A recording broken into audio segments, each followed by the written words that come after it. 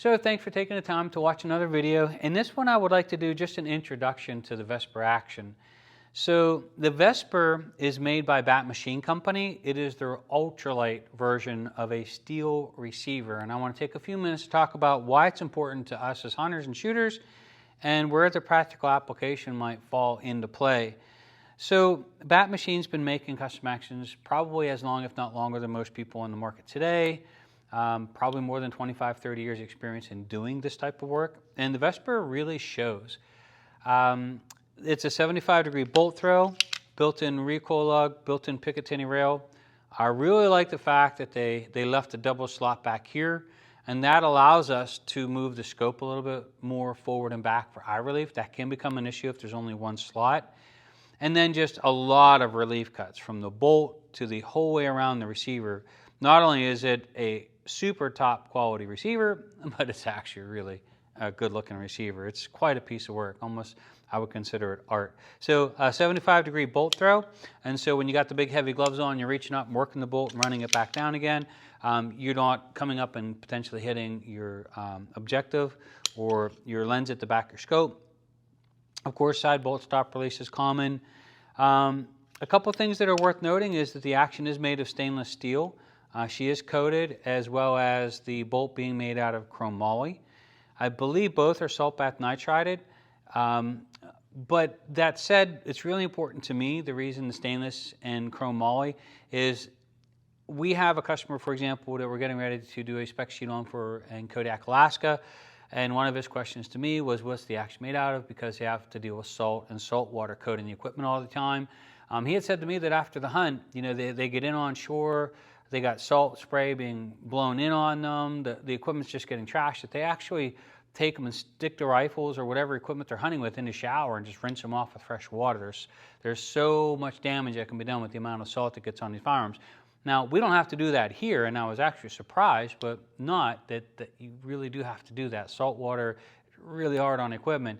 And so the fact that this is stainless steel and chrome moly, this is going to help protect the receiver a lot. But I really like the fact that this is chrome moly and stainless because less chance of them sticking and galling together. You know, having two different metals in the working parts, they have less chance of just sticking and binding. So a stainless body, even though it might be coated on a stainless receiver, and if they're naked, like if they're not coated at all, they can gall like crazy. They can gall at the back of the lugs, they can gall inside, they can get really sticky on the working part of it. So my preference would be stainless steel, which I'm glad that they went with. The other thing that's really important is this receiver is about 2 ounces away from being a bumblebee, which is an aluminum receiver. So you're getting all the benefits of steel and almost as light as the lightest receiver that they can make, which is the bumblebee.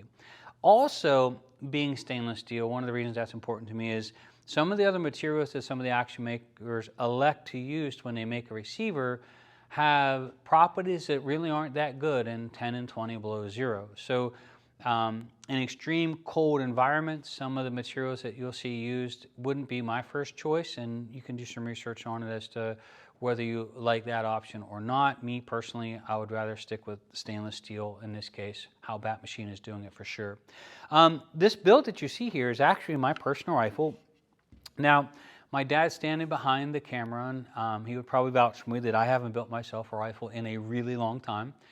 So I'm super excited that this is going to be my personal hunting rifle and maybe getting out and do some varmint shooting. I'm going to go over the components, and then we're actually going to build this in future videos with you and share the assembly, things that we look for, things we have to fix, all that good stuff. But this is a PSC Evolution, fully adjustable link to pull cheek piece. Of course, this is a bottom metal made by a company called Unknown Munitions.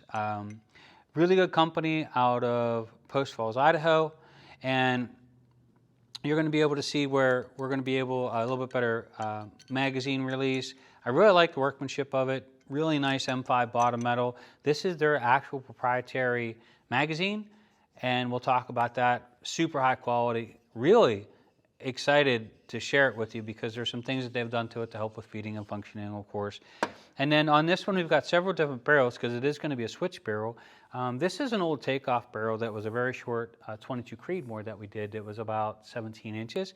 I might throw this one on there just to do some torture testing and goofing around at the range. She's got some rounds through. I'm not sure how much barrel life she has left, but this will be just something to go out and pound some range downrange with you, or pound some rounds downrange with you. But we have some other ultralight steel barrels that we're going to bring on that might actually be finding its way to a permanent home on this rifle. So in future videos, if you would like to subscribe, if you'd like to hit the notification bell, we're going to walk you through step by step the building of my personal rifle and really how they're assembled, and try to give you some tips and tricks if you're trying to fit these things on your own as well. So I want to thank everybody for taking the time to join us on the video. I'm going to do a close-up at the end of the video on the Vesper, so you can just look at the beautiful machine work that was done to her. But yeah, we'll be getting this one out on the range, and hopefully you'll get a chance to join us out there. Thanks for joining us. See you next video.